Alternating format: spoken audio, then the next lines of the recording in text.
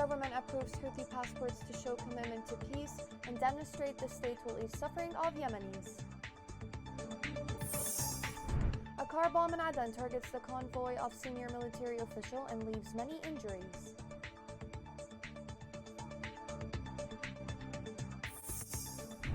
As the world continues to ignore Yemen war, suffering of civilian people exacerbates nationwide.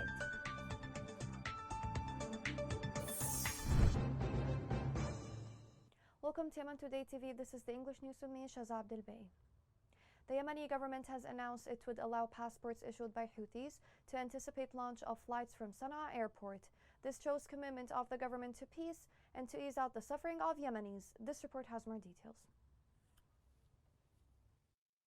In confirmation of the seriousness of outstretched hands for peace and the desire to end the destructive war, the government retracted its decision regarding the refusal of passports issued by Sana'a and accepted them according to the terms of legalizing the process in support of peace efforts and country's responsibility towards all Yemenis.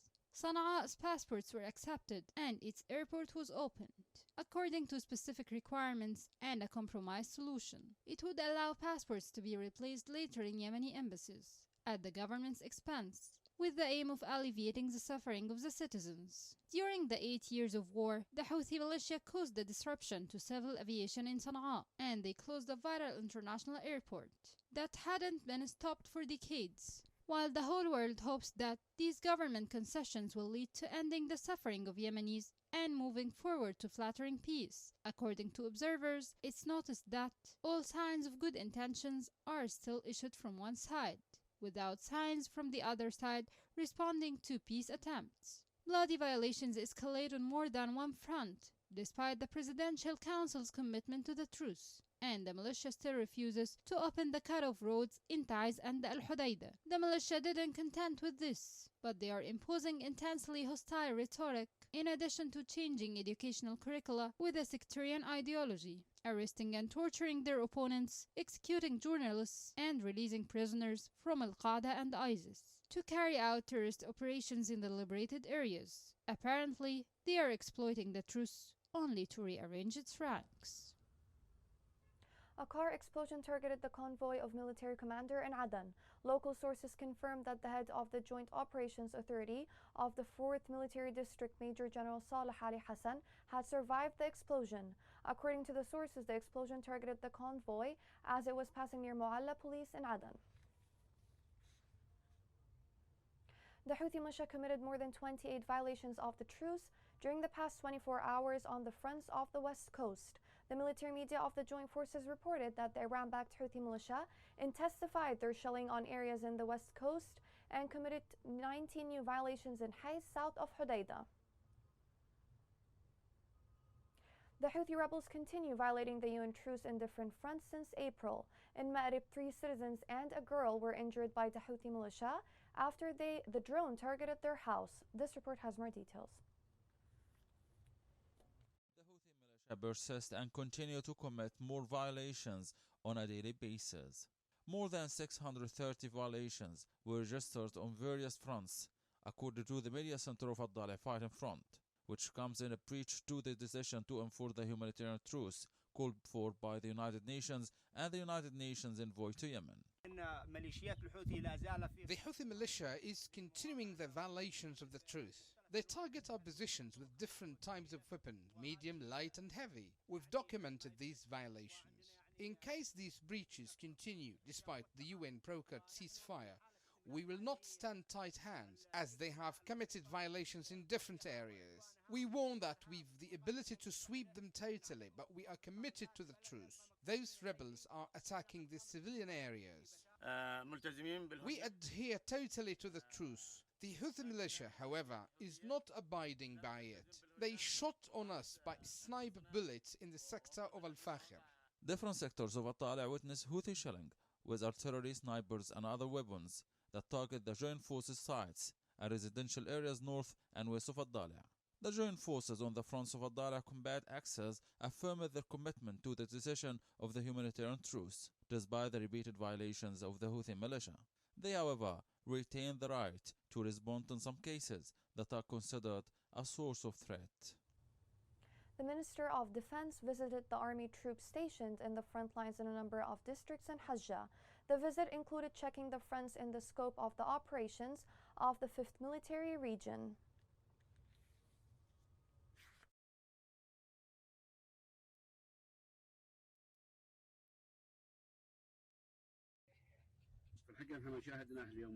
We are now in one line. The troops in the West Coast, the Giants, or all the other troops at the national fronts. We have no enemy but the Houthis. We are committed to the truce. We are calling for peace. We hope that the Houthis go for peace.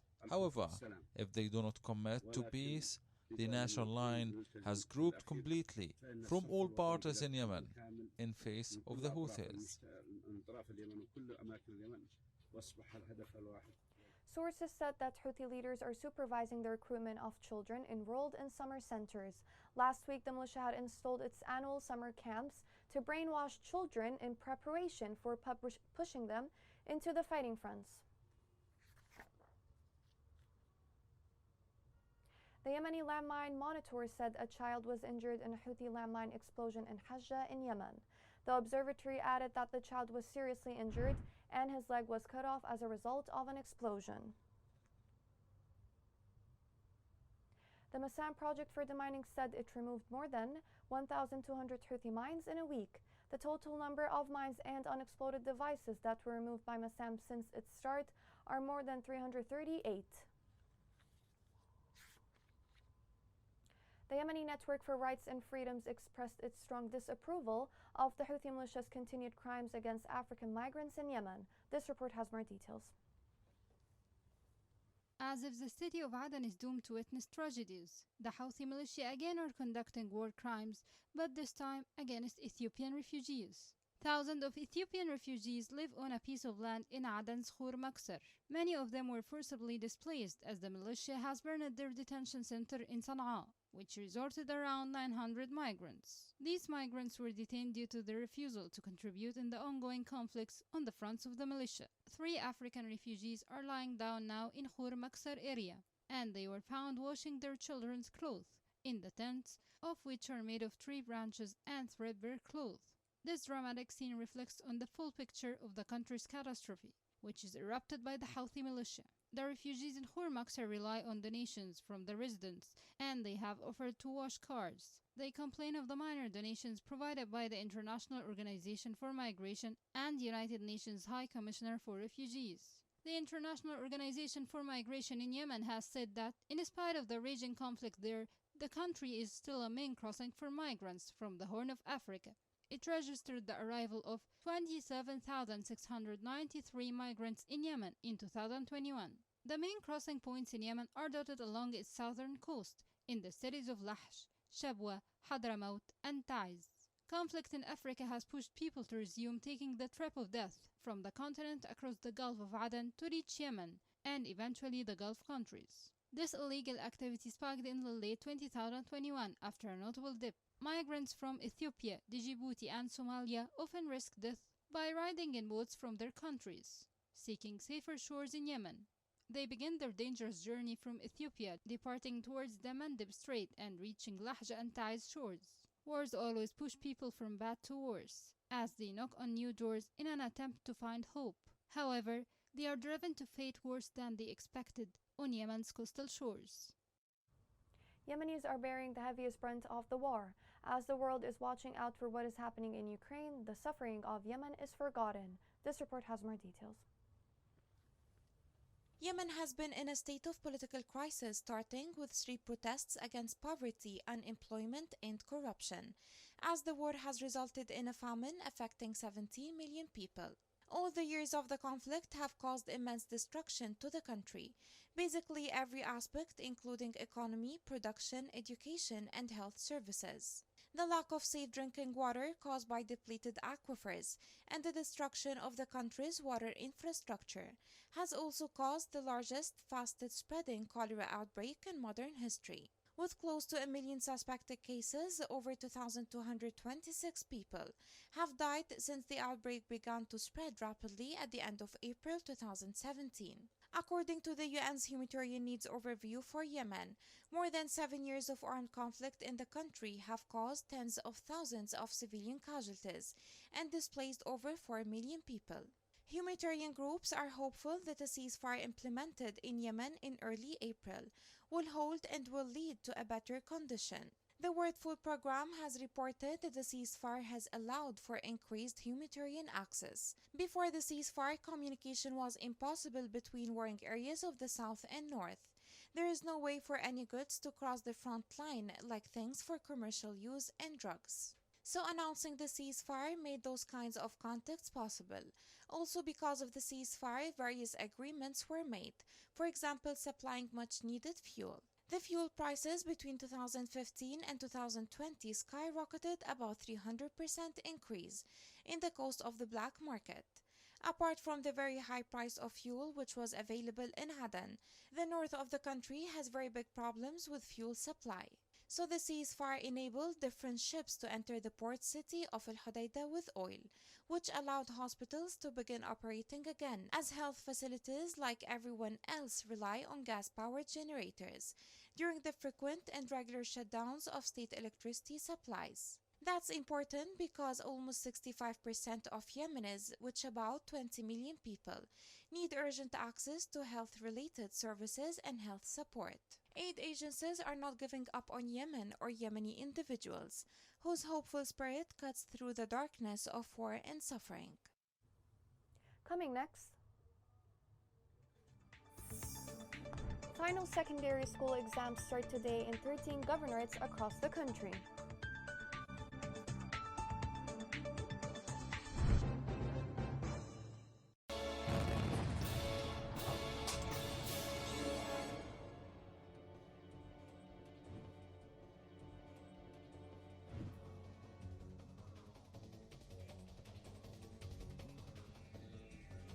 أقول لك راحت بالغداء لأهلها شلت الغداء وراحت بأهلها في المزرعة، والمزرعة ركبت على حمار ما حتى نص المزرعة وانفجر فيها اللغم، دعست على اللغم وانفجر فيهم. الحمار انتهى الماء ترى وتبقعت رجليها كامل. نغير منها غير الشبالة اللي هي البنت سابحة من دور رجليها، لما صافناها طبية أقرب طبية وصافناها لا هي بطلت رجليها كامل. التزود هلي وقابل لي لعب وطبعت تحت الزوايا.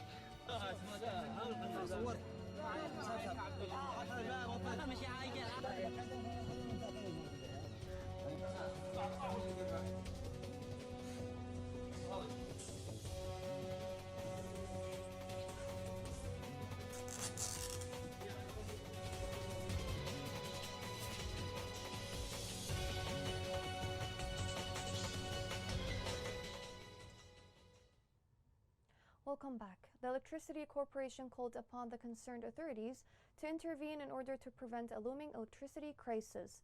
The media director of the Electricity Corporation revealed that the operating rate decreased into 2.5 hours in exchange for 3 hours of shutdown. The Yemeni government issued a direction to operate Aden refineries at full capacity. The Prime Minister outlined that Aden refineries are one of the most important facilities which provide the needs of oil derivatives. Minister of Education started the high school exams. The number of students who took the exam reached more than 86,000. The Supreme Committee for Examinations stressed that the concerned bodies should adhere to the regulations for high school exams. In Taz, Governor Nabil Shamsan launched the high school exams and said that all preparations were put in place for the convenience of the students. This report has more details. The general secondary exams were launched with more than 24,000 students, under circumstances that are least described as a disaster, going to more than 158 exam centers in 18 directorates to perform the exams for the academic years 2021 and 2022, amid the usual procedures and arrangements. I think exams represent a new paradigm shift regarding arrangements and preparations which are suitable for our sons and daughters who are going through these exams. Despite the participation of the vast majority of high school students amid general challenges that TIES is witnessing, a number of students had special circumstances that aggravated their suffering. However, they have no choice but to take the high school exams in both sections, science and arts, and pass their educational stage, which is full of challenges and pain. فانتقلت يعني بسبب ظروف. I was out of school for a while due to difficult circumstances, and this made me miss a lot of chapters, so this made it difficult for me, and I suffered a lot to follow up with the following chapters. What has worsened the situation is that we were lacking a mathematics teacher, so I wish the government would help us. This is our first day for taking exams after we spent sleepless nights to study and exert efforts. Despite the suffering that we are facing throughout 8 years of war and hard economic conditions, however, this couldn't affect us with despair. The high school exams constitute a defining moment in students' lives, who found themselves thrown into a battle imposed by war and siege, which negatively affected all aspects of life 8 years ago. The UN revealed that Houthis gained billions of riyals from imports of Hodeidah port in a month. The report documented 33% increase in food imports that were unloaded at the port compared to the monthly average for 2021. This report has more details. In a detailed report, the United Nations reviewed the level of facilities provided by the legitimate government to deliver fuel ships to the port of Hodeidah, in light of the government's implementation of its obligations under the truce. The United Nations Inspection and Oversight Mechanism in Yemen reported a significant increase in the proportion of food and fuel imports to the port of Hodeidah in the first month of the truce. It indicated that there was an increase in fuel imports that were unloaded at the port by 284% compared to the monthly average for 2021. This is an increase of 33% compared to the monthly average since May 2016. The United Nations report pointed out that 9 fuel ships were allowed to go to the port of Hodeidah, in addition to allowing 7 ships to dock in the port, while 6 ships unloaded their cargo and sailed within a month without any obstacles. The United Nations report indicated that food imports increased by 40% during the first months of the truce. The International Organization for Migration, on the other hand, recorded a significant decrease in the number of displaced families during the first week of this month, with a number of 34 displaced families compared to 160 families last month.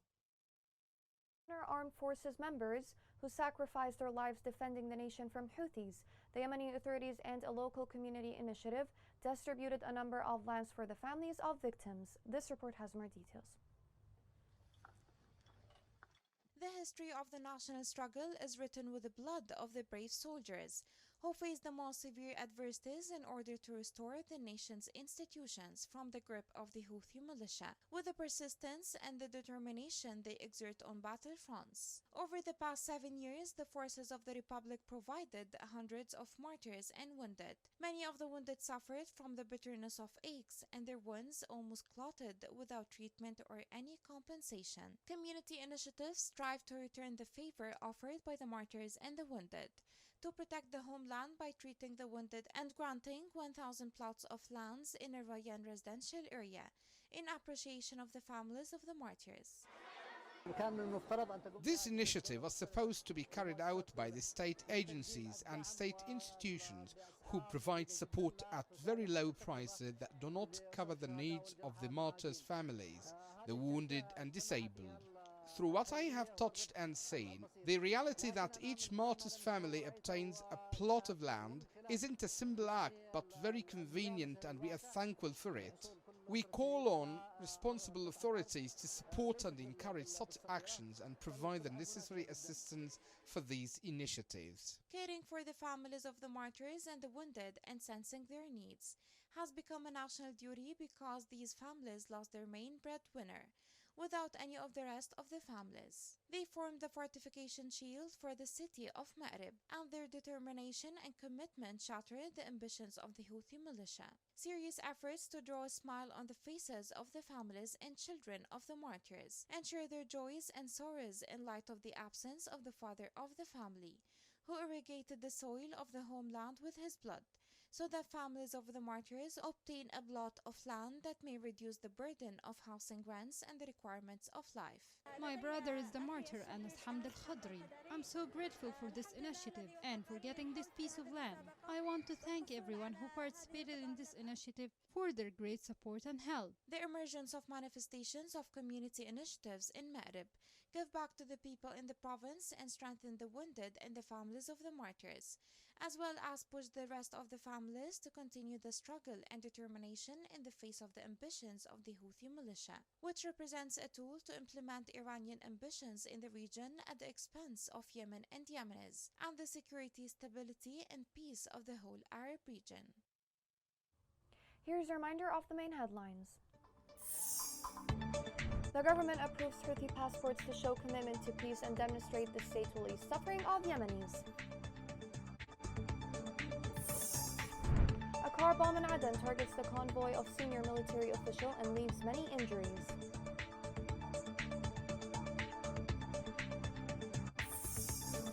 As the world continues to ignore Yemen war, suffering of civilian people exacerbates nationwide.